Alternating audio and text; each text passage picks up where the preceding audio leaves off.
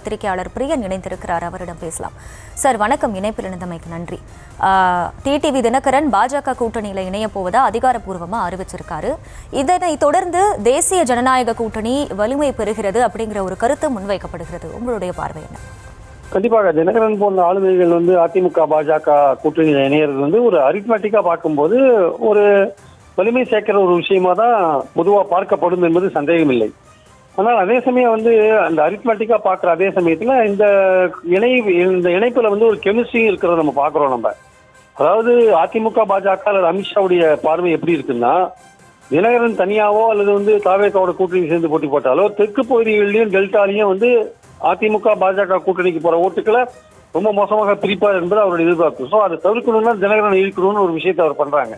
So Dinakaran அந்த மாதிரியே இப்போ இந்திய கூட்டணிக்கு ஈர்த்திருக்காங்க. ஆனால் தினகரனுடைய ஆதரவு ஓட்டுகள் ஏற்கனவே அவர் வாங்கியிருந்த ஓட்டுகள் தெற்குலையும் டெல்டாலையும் என்ன மாதிரி ஓட்டுகள்னா அது அரசியல் ரீதியான ஓட்டுகள் என்பதை விட எடப்பாடிக்கு எதிரான ஒரு கம்யூனிட்டி ஓட்டுகள் என்பது ரொம்ப முக்கியமான விஷயம்.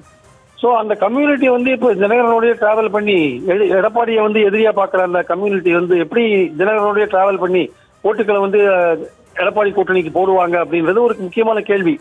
அதனால தினகரன் ஒரு ஆளுமையா இருக்கலாம், பட் அந்த ஓட்டு அப்படியே டிரான்ஸ்பர் ஆகி பாஜக அதிமுக கூட்டணிக்கு போகுமான்னா அப்போ அந்த கம்யூனிட்டி என்ன எதிர்பார்ப்பாங்கன்னா எடப்பாடியை தோற்கடிக்கக்கூடிய நிலையில எந்த கூட்டணி வலுவா இருக்கோ அந்த கூட்டணிக்கு அவங்க ஓட்டு போறதுக்கான வாய்ப்புகள் இருக்கு.